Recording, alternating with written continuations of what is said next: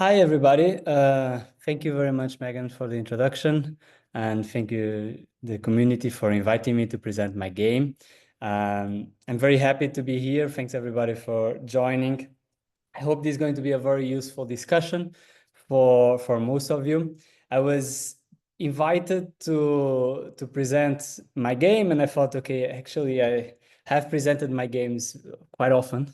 At this moment, it has been 4 years working on this. So instead, I'm going to present you everything bad that I did to create the game. So that was a bit my motivation. And so the goal of this talk is really so that I share a bit the process of creating the game, and hopefully in that you will not do some of the mistakes that I did, and you'll learn a little bit from my experience. So even before we get in, I want to raise a question to the chat. I want to know how many of you have heard of Hop, the quantum game. In case you have not seen, is this box over here. I'm not sure if I'm on your screen, but I ask you to put my window as well on your screen. How many people have heard of Hop? Have you never heard of it? You heard of it, but never played? I played it, or you own it? And I would like to see the pool, which is now available. I should have put my own entrance. Maybe I could just say I made it, just Okay, so I see more or less 70% of the people 60. Okay, it's quite amazing to see some people that I own it and play it, so quite good. And that is perfect. Let me just end the pool here, and I think it's need to be me doing that. Okay, great. So 60% of you have never heard of it, which is very natural, mostly also because I'm European and the game is not yet available in the US.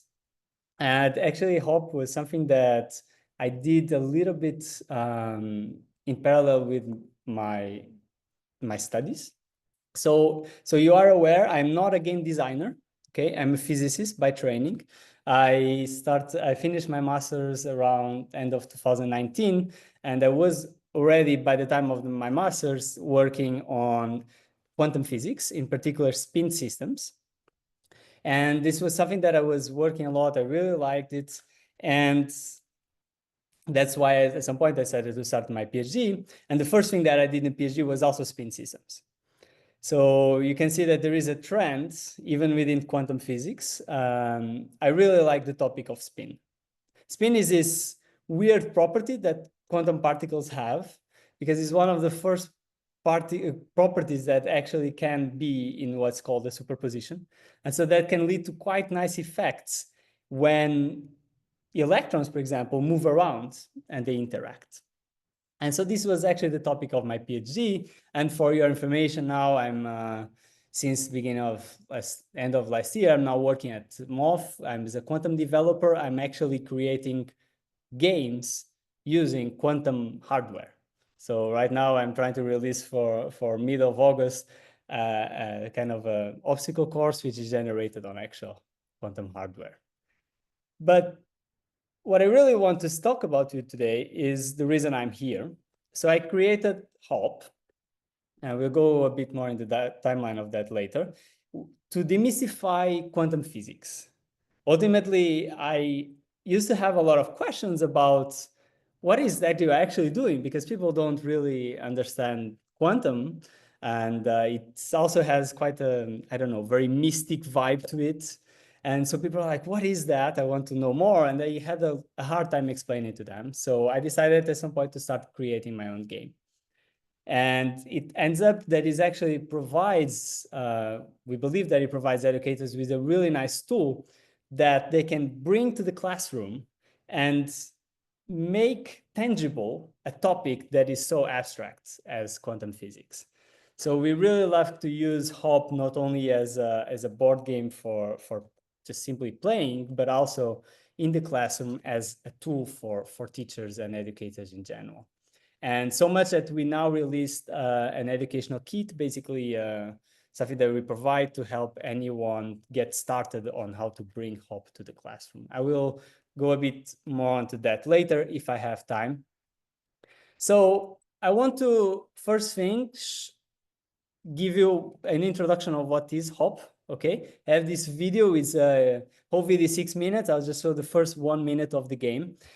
I wonder if you can hear the sound. So can you test if you can hear my sound of the video? Hello, Hopper. Today, we're going to learn how to play Hop, the quantum game. In Hop, you play as young physicists at university who've accidentally fried a machine in the lab. Now, you need to find out who's responsible before the professor arrives. To do that, players take turns moving their electrons across the machine from their electrodes toward their opponents. The first player to accidentally receive one or more electrons gets an electric shock, and the game ends. They're the one responsible. The game is divided into 3 levels of increasing strategy: Bachelor, Master, and Doctorate. All of them follow the same rules. Electrons are represented by cubes, starting on the electrode cards. They move through a grid of sight cards, each divided into 2 parts: spin up and spin down. These create 2 playing levels, one above and one below the electrode. Electrodes don't have a defined spin, so when electrons leave an electrode, let's give it a try again. I think electrons can never share or spin down level. However, 2 electrons can never share the same spin on the same site. To set up, place the site cards in a 5x5 square grid and choose the color of your electrodes. Place the electrode cards on the grid according to the number of players. With 4 players, you'll work with the person sitting across from you to reach the electrodes of the opposing team, so make sure to sit as indicated. Finally, place all the electrons onto their respective electrodes. Ready to hop? Let's go. Voilà. Hello, so that's Hello, Hopper. So that's Hop. Essentially, it's a competitive game where players compete on this lattice to not be the one responsible for destroying a very expensive apparatus. And the Hop started in the end of my master's, actually just before I started my PhD. And to share a bit what happened with you, I went to a board game cafe in my town, and they were having a board game that somebody created, and I was like, oh, this is great. It's a great idea to teach about what I can do. I teach about what I like to do, and the top at the time was spin systems. So it's like, okay, let's start to create something. And that was starting to create something was a very long process. So I was doing prototyping for over 4 years on the game. And it really started to become quite an important project when I won a grant that allowed me to actually buy some resources like a game designer to help me improve the game. And at the end of this grant, we had such a nice product that people were like, okay, I want to buy it. I want to get it. So we decided to launch a crowdfunding campaign, which was quite well successful. And by the end of 2023, only 6 months after the crowdfunding campaign, we were shipping the first games in time for Christmas for everybody worldwide. And since then, I've been essentially selling the game through some partners and also online. And currently, I'm trying to basically sell the game in the US. So for my American audiences, it's not as easy as it looks like, I gotta say. So I have a second question for you now. I want to know, what is your experience with game design? I want to know how many of you have tried it, how many of you are thinking about trying it, maybe already doing something on it. So there you go. The pool is up. I'm looking for your responses. Oh, we have experienced game designers. Okay, that's very good. Then I'm afraid I will say some things we might disagree, so that's good. So we have a little bit of everybody. Okay, working on the game. Oh, for those two participants, I hope that it's going to be the most useful talk. And quite a few people that already did some games. So I will take this as, I would actually take this talk. I want to put a very clear disclaimer. This talk is about my opinion on my game process design, or my game design process. So it is not meant to be representative. And that means that I'm also very open to discussions, okay? I would appreciate if you don't leave it to the end of the talk to ask some questions. So if you have some questions, just throw them in. I'm happy to answer. If I will answer them later, then I will tell you. Let's discuss later. I'm happy to have some just open exchange with you all. And as a disclaimer, I'm basically sharing what my takes are on game design. I don't expect them to be the correct ones, but it's my experience. But also, if you want actual work, I really like this paper that I was researching. It has some very nice tips. So hopefully check it out.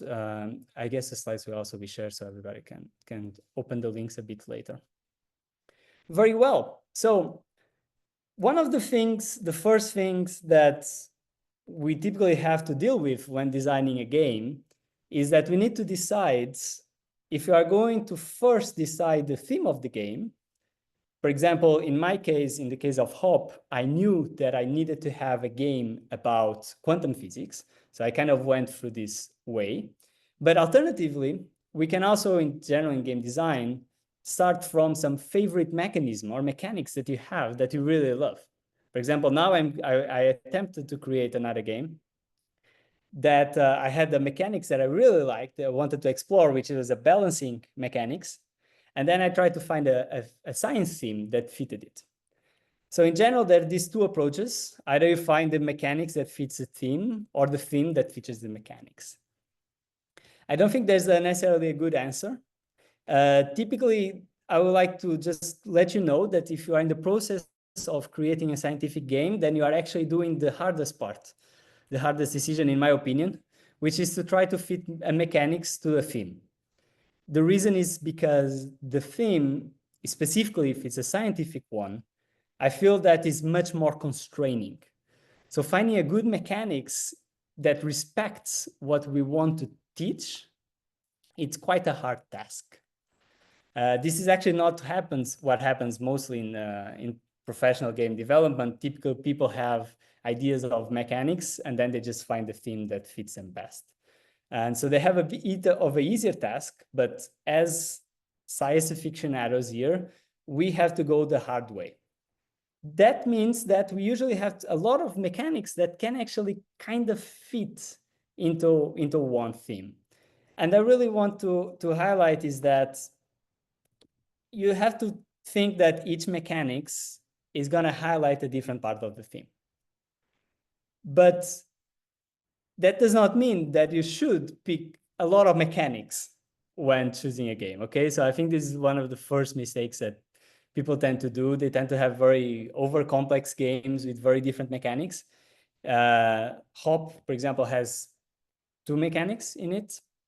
I would personally like it to have only 1, but sometimes it's not possible.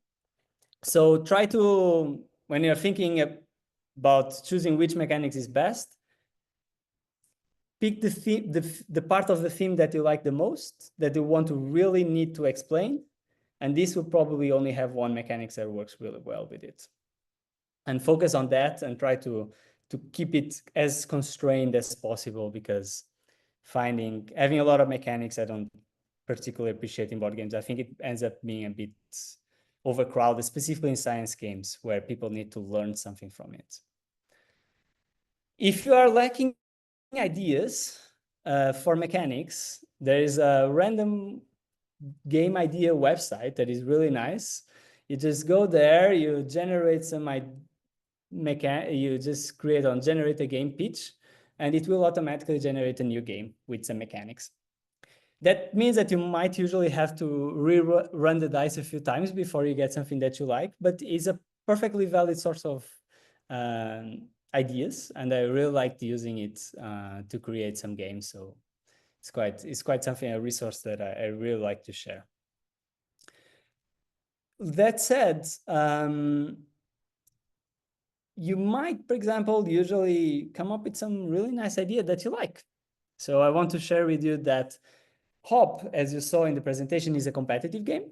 But originally, my very first idea of Hop was to actually have a cooperative game where players would work together So they would have a material and the electrons on the material that interact, and they would just work together to lower the energy of the electrons, essentially reach the ground state of some Hamiltonian. This was a really nice idea. I stick with it for a few months. I tried a lot. In the end, it didn't work out so well. I tried another game. For example, now I'm working on the particle game, and I tried again to have a nice idea to have a balancing game where players on one side are trying to create a universe, on the other side they're trying to create an anti-universe, and then you have to balance the two, and the players, if it ends up unbalancing, the player wins. I was just so happy with these two ideas, honestly. In the beginning, I was like, these are so great. They're going to work great. Yeah, they went to the trash. Some went to the trash after 2 hours. Some went to the trash after a few months. They all end up in the trash. That's actually what I learned a little bit is that I would even dare to say that if you are not throwing away your first ideas, then you are doing it wrong, okay? Probably what you're doing is that wrong is that you're not testing it enough. There is this motto in startups that you have to break, how is it, move fast and break things? In game design is test a lot, break things, okay? You gotta have to test, and then you're going to say, this is terrible, I have to move on. Maybe you have to do some tweaks, but actually I want to give you a word of advice about tweaks.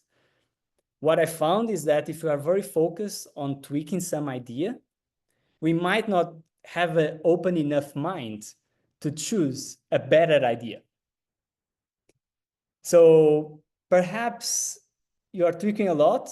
I would just suggest take a pause and just say, okay, even if I don't want to throw this thing to the garbage now, I'm going to pretend like I do.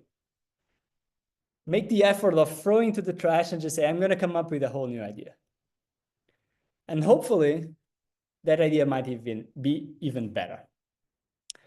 So it's really something that I learned and took me a while to accept, because if you are creating your first board game, you get very attached to your ideas. So it's very natural. But I think you have to, as a game designer, be ready to throw your first ideas actually, you need to be ready to throw any ideas to the trash, but the first ones are definitely the hardest. So now I want to ask you another question. This is a very interactive talk. I haven't had questions from your side, but if you have questions, I want to invite you to just raise your hand, ask them, just unmute yourself and ask them. I'm happy to answer them. Otherwise, I may not end up having enough time to go over everything. I want to ask you, what is your favorite game style for serious games? So serious games in general are games that are trying to teach science. That means that you are going to bring this game to the classroom, have a bunch of kids there playing. Oh, this is very balanced. Well, personally, I'm also very torn between the two. I see that it's more or less a 50-50 answer. Okay, very well, 50-50. Okay, perfectly balanced, as everything should be. I don't have a good answer to you. There's advantage and disadvantage on both of them. Between competitive and cooperative, there's no good answer. I would say in general, competitive is a bit easier to create as a board game designer. And the reason is that when you do cooperative games, all players have to be at the same level.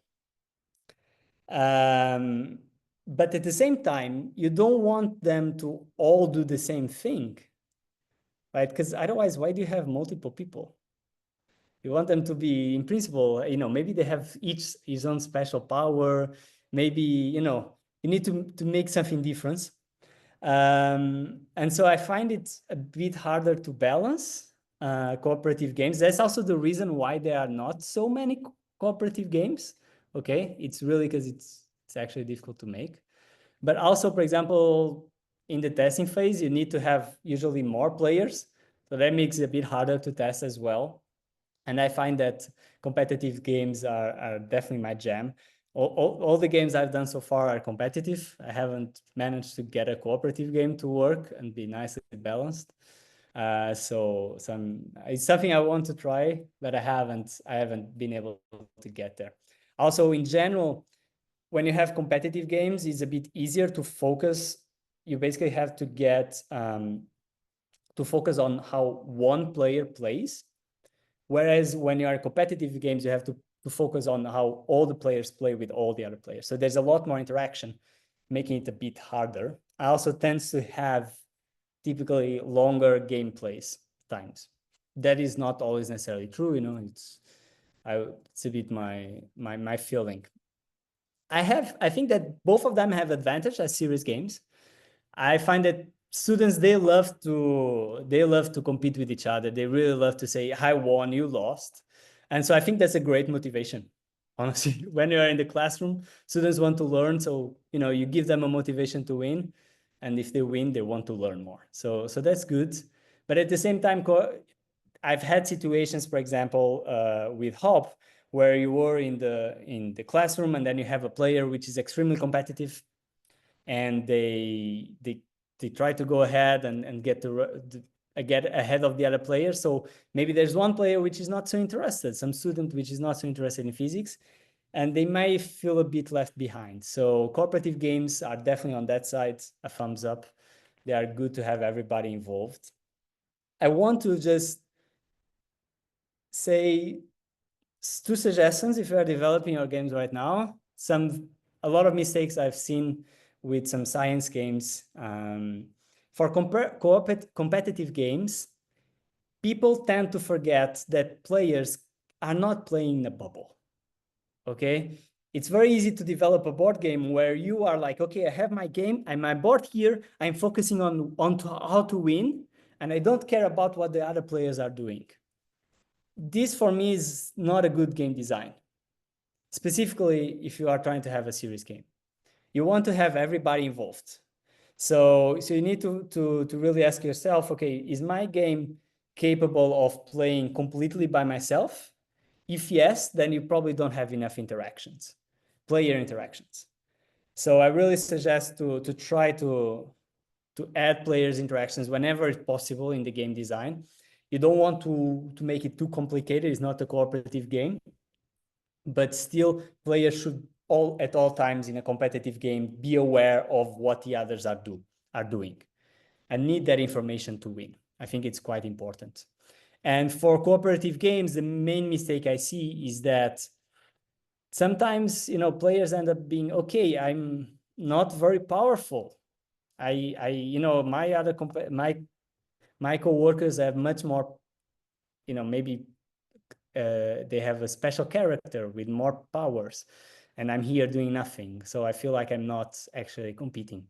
So you really want to avoid that in competitive games, cooperative games, apologies. So I think they've had definitely the two main mistakes I've seen. So at this point, a few people have asked me to look at their board games. I'm always very happy to do that. I give my feedback, and these are the two problems that I've seen happen quite often. So do try to avoid them. I think there's many ways to do so. We can dive into that if you want. I can feel free to ask some questions on that. So a bit related to what I already mentioned, ultimately, our goal is not to just create a board game, right? This is American Physical Society talk. So our goal is to actually teach science. So we're gonna have to balance something. Are you going to prioritize science communication in your game, or are you going to prioritize a fun gameplay? And I gotta say, I've started very hopeful that this was a balance. Maybe this sentence was not clear. Let me rephrase it. When I started developing Hop, I was really thinking to myself, oh, I can try to do both. I can try to get a great science game that is teaching you everything and at the same time with amazing gameplay. It's not like that, okay, guys? It's a balancing game. I really feel that the more you put on one side, the least you are putting on the other. Why? ultimately, science is very restrictive. It has to work the way it has to work. And it's not meant for games. It's meant for, well, our universe. And it is possible to try to leverage a lot from it. And I think that's exactly what a good science game does. But you'll always be sacrificing some gameplay if you are restricting to the science. Specifically, if you are restricting to communicating every aspect of the science that you want to transmit. So now, at this moment, after a few years of trying to do science games, I feel that you need to prioritize gameplay, okay? That is the priority. Because it's very simple. If you do a great gameplay, people are going to be super interested. And I promise you, you're going to have plenty of gaps, plenty of ways to add your science there, to add what you want to communicate. But if the game is boring, you lost. You lost the interest. You lost for the interest of the people for the game, and really the interest of the people for the game, for the science. And this is definitely one of the hardest part of serious game design. So I want to give you an example, actually a few of them. So for example, in Hop, I had to make very tough choices. In the master level of Hop, you play, and actually one of the main things that I wanted to convey in Hop is how to do energy conservation in materials, okay, in spin systems. So basically in Hop, every time that you do a movement, for example, here going from the spin down to spin up, every time that you do a movement that is going to increase the energy, the player is going to have to pay that energy to the board. It's a shared resource between all the players. And every time that the energy decreases, they get the corresponding amount of energy.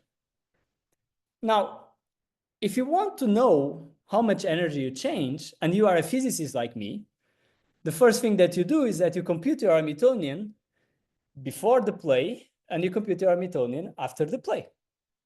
So I had these cards, which were the Hamiltonian cards, that I'm not sure, can you see my mouse on the... Okay, maybe I can annotate. I can annotate. Let me try. So yes, I had these Hamiltonian cards that the goal was to basically allow the players to compute how much energy they exchange. And looking now back at them, they look terrible. They still look very similar, but there was a lot of issues with them. So basically, if you wanted to know the energy of all the electrons, physically it means that you had to do a sum over all the electrons. And then you had to compute the electrons that were on the spin up. You had to compute the electrons that were on the spin down. And then you had to do, you know, this difference between them. And then you had to maybe multiply them. And you can see that the science communication that I was doing here, it's not pleasant. This was not nice for somebody who knew nothing about science. What the hell is a summation? I mean, they don't know. What is n? What is the underscore? What is everything? I tried to have this text here to help, but even the text was not very useful. So at some points, what I had to do, and I suggest that you do, even if you are happy with your current way of communicating the science topics, is just ask yourself, what is actually that I'm trying to convey to the player, okay? Like from the game point perspective, not the science perspective. And here it was just, okay, the players doing this movement, they need to know how many energy tokens they are going to exchange. They don't need to compute the entire energy of all the electrons on the board. They just need to know how many they are going to exchange. So I tried to break down, let me clear, can I clear? Yes, clear all drawings. I tried to break down this information in a much more clear way in the cards. I'm still not 100% happy, but so this is what I came up with. I tried to go with the if-then type of approach. If this situation happens, basically two electrons end up being on the same side, Then the players, they take 1 energy. So this is what it means. They take back 1 energy. And this is what it's written on the text as well. Get 1 energy per pair of electrons in the same site. Honestly, guys, this was tough already getting here. I know it's not perfect. And it's definitely a very hard thing to do. But in what I just said, there is no science, right? There is just gameplay. There's just, you put things here, and then you take those tokens. The only science that exists in this card is in the top. Actually, all the science in the game, you actually don't need any of science to play the game. Actually, even in the movements and everything, all the science comes into the topic. In the top of the cards, the title, meaning that it's coming through the mechanisms instead of explicitly through visual communication. And for example, in the card, I kept the instructions. But to be honest with you, if your cards are so well designed that everybody can understand from symbols, you won't need instructions. And also, pro tip, instructions are very expensive because they are language dependent. And if your game is not language dependent, you pay less when you produce it. So pro tip, keep that in mind. I think the lesson I learned the most, and the lesson I really want to share, and I'm still learning how to do it, is to try to hide the science in the gameplay. So basically here, the players, they don't need to know all of these weird symbols. They all need to follow the instructions on the cards. And by doing that, they are actually going to respect the rules of an actual physical Hamiltonian. So by the end of the game, you are actually going to be able to learn how to compute. For the nerds in the audience, physics nerds, you're actually going to learn how to compute energies of a Hubbard Hamiltonian and their continuous measurements without actually having to know what that is. And I think that this is perfect. What I think is the best way to do game design. Okay, let me give you another example of balancing science with gameplay, which I think is super important. Specifically because it's a quantum game, right? I promote it as a quantum game. And then I was like, okay, in the game, I was in the early development, how can I introduce quantum concepts such as superposition or entanglement in a classical board game? This was a very tough question, and I didn't have a good answer for it. I circled through many ideas. I give you an example of one idea that I had, was that, the players, they are on some sides. One of them is on a spin down, the other one is on a spin up. And then they play an entanglement action, and they roll a dice. It's a special sided dice that instead of dots now has 2 qubit quantum states.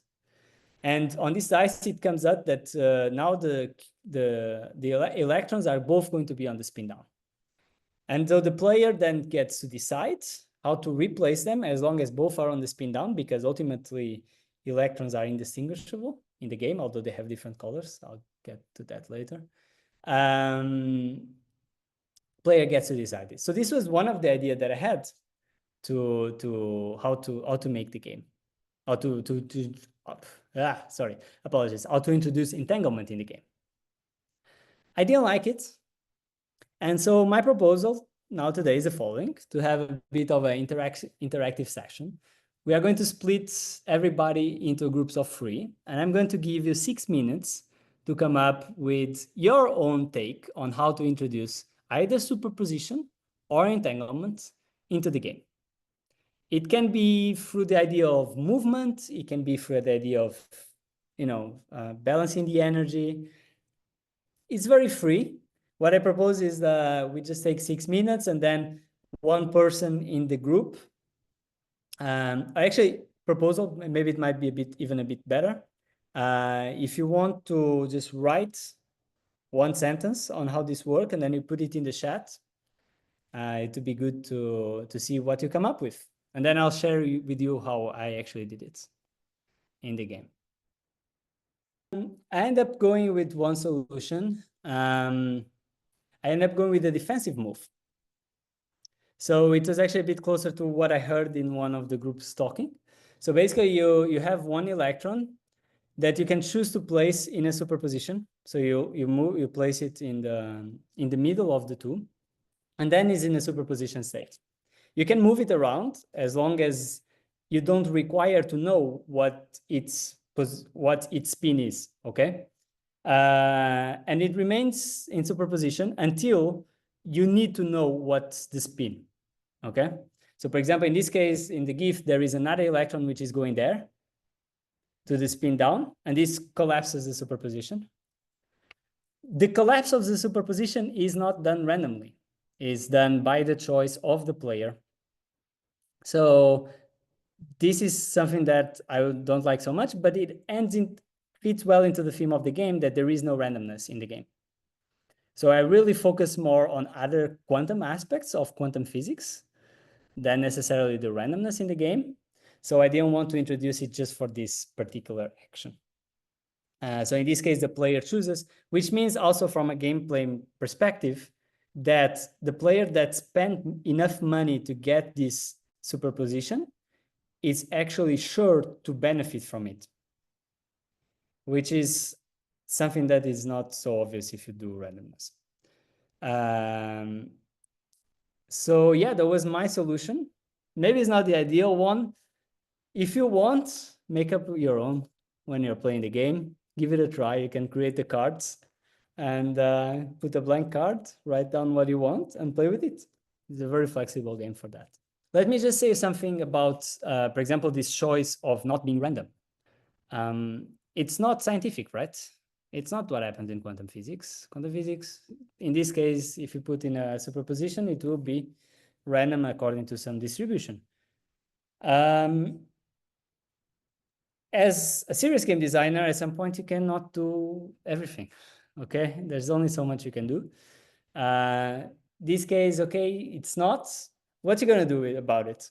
Are you going to sacrifice the gameplay to have something perfectly scientific? I don't recommend it. Instead, what I suggest is that you embrace the errors and just embrace them. It's okay. You say, they are errors. Here is why they are errors. So in the game, I introduced the info book in the back of the game that goes over the main concepts of the game, explains them like, for example, explains them in an easy way. But also, when you use the game, I'll explain later, when you present the game to the classroom, we have a quiz that exactly focuses on these physical errors that we make in the game.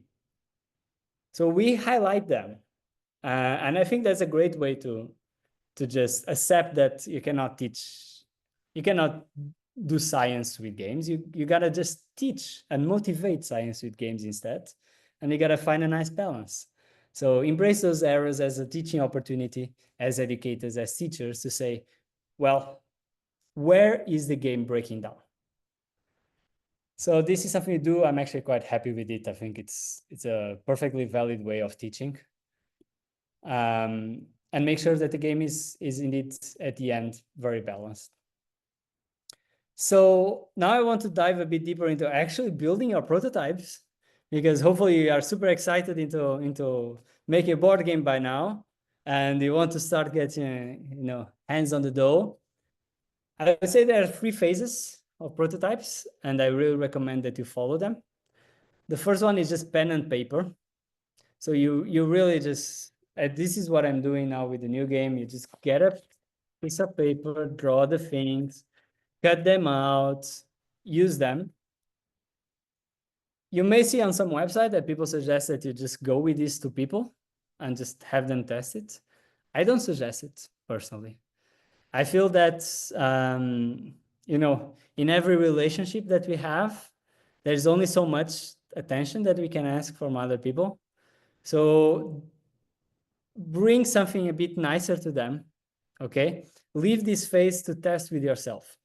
So print it, play as if you are one player, play as if you are another. And I can guarantee you that you're already going to capture a lot of mistakes in the game, a lot of errors, a lot of things that need to be tuned. Examples, for example, how many cards you can play, how many movements you can make, which cards you're going to use. So I think there's a lot of self-testing that seriously, I think that there are a few people that don't do it enough. So don't hesitate to self-test on your own, and you can go quite far on it. Cooperative games is a bit harder to self-test. So that's why also development of cooperative games is a bit more difficult. Next, there is this phase where you're going to bring in some design elements. That means that maybe you are going to print something that looks nice. Like, for example, this was the first version of the game.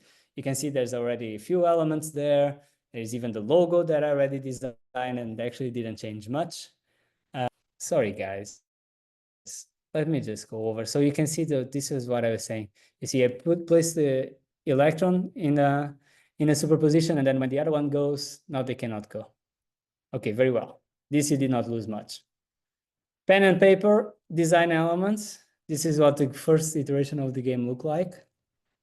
And this, I think it's okay for you to bring to friends and families and just bother them and try to take a little bit out of that emotional pocket that we all have and just try to get and test out the game.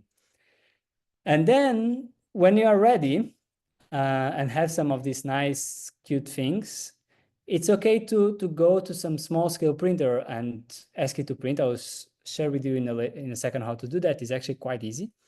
And I think that this is the things that you can now bring to outside, to the classroom, perhaps. I really recommend bringing something sturdy to kids. They are a bit aggressive. They are clumsy. And honestly, they are just very honest. So unless you are willing to take an emotional hit, bring something that looks decent at very least. I know it's a bit of effort, but they are aggressive, huh? So bring something that you think can outstand some criticism. I think that's a good point. Because also ultimately, and I think now I was joking a little bit, but the main thing is that they are in principle not interested, okay? So when you bring something to them, it needs to be something that catches their attention a little bit already.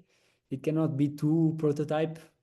So I think that, but it can also not, it won't also be the final game. Okay, so there is this small scale printing where you spend a lot of money to print one small board game. And I think that this is the good place to bring to kids. Let me just flash some tips on designing, because if you are middle of designing a board game and you're not doing that, do them, okay? If you can use Adobe's Inkscape, use. If you know how to use it, use it. If not, use SSV. Don't use some weird format like I did, of some weird design app like Corel Draw, and at the time it was Gravit Designer. Very easy, but does not translate well. Also, in whatever app we are using, make sure that the app supports SMYK colors. So these are the color scheme that your printer uses, not that your computer uses.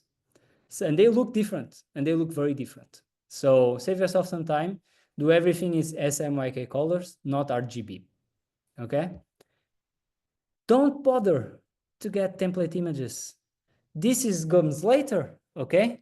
You don't bother, sorry, to do your own design in the game. I did that, but that's because I like it. I don't recommend it. I just have fun with it. All the design in the game, actually, it was me. But for example, like these guys, these are templates. Okay, you can find them from FreePick. You can buy them, actually, that's what I did. Or you can find them for free in many places. Use them, they are there, it's great. Specifically for prototyping, it can go a long way. And if you want to prototype something in this initial phase, these design elements, you don't actually have to print everything. You can just order blank pieces. I'm doing that now for the game that I'm doing. And then you just draw on those blank pieces. It's already much nicer than printing and cutting. So if you are in the US, you can use Game Crafter. If you are in Europe, send me a message. There is another European supplier that has this, and it's quite nice. To print the first prototype that you're going to bring to the kids, there are websites. I really suggest Board Games Maker. I didn't try Game Crafter. I think they work the same way. It's as easy as loading and uploading an image. Okay, so it's great. Try do that. Side note, is expensive. The first prototype of Hop was $80. And I did a few of them because I didn't follow the rules that I'm telling you. I wanted to do a multiple iterations on actual prototypes. So it can be a bit expensive, but it's not too much. Depends how much you want to invest on it, of course. So let me tell you one, perhaps the most important thing of this talk. I know I left it to the end, but at any time in your game design process, you are going to be happy with your game. It's going to look okay. People play it, people don't say it's shit. It actually looks kind of okay. It functions more or less. But I think this is a trap. It's a bit like physics at the time of Lord Kelvin, where everything worked except for 1 or 2 points, you know, that ended up being general relativity and quantum mechanics. It's not ended up being quite big. So the game design is the same thing. Your game is good at some point, but it can be great. And I don't think that you can do this alone.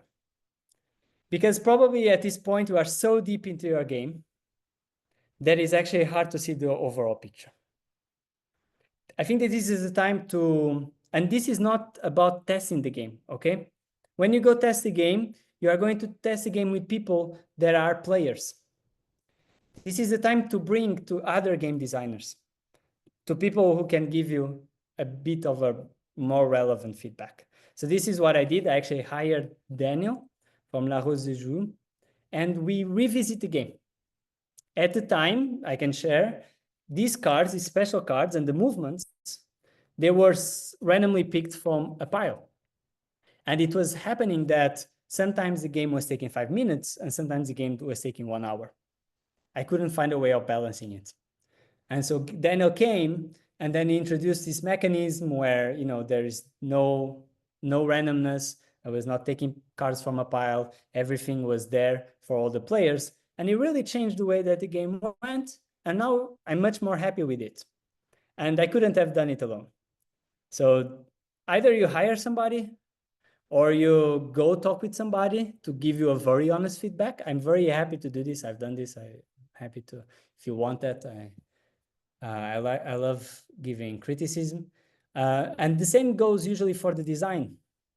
Okay, your game can also look nice, but it's not going to be as nice as if you hire an actual designer to do it. This last step, I didn't do it. I designed the game, mostly because I ran out of money for hiring a designer. Because we did a lot of prototypings and everything, so we ended up not being able to do that. But that's okay. I had fun. I like the design of the game. I think it came out quite okay. This is Daniel's website. I'm doing shameless promotion. Is very good. Okay, this is like this type of people that they play the game and in 1 second they can tell you everything that is wrong with it. Not that many people can do that, so I think it's quite good to have in your mind. One thing I did not emphasize enough: test, test, test, test, test the game, and more, and bring it, and bother people, and God knows how many people I have bothered with the game, and how many people have played the game before it was out. A lot of physicists. That's actually was ended up being quite good, huh? By the time I went to my crowdfunding campaign, I don't know, half of the PhDs in Europe already knew about the game in condensed matter. So that ended up being quite positive, I would say, and it's quite happy. I'm probably running out of time. Let me just share that the game is not available in the US to buy, but we are trying to set up a shop in Canada. But in general, because it's over frontiers, it's a bit easier if you want to get the game to get actually the edu kit that we created, because ultimately we played so often with people that we kind of became good at explaining the game and teaching with it. So we created this workshop centered around the game. It's available, it's online, you can just go and check it out.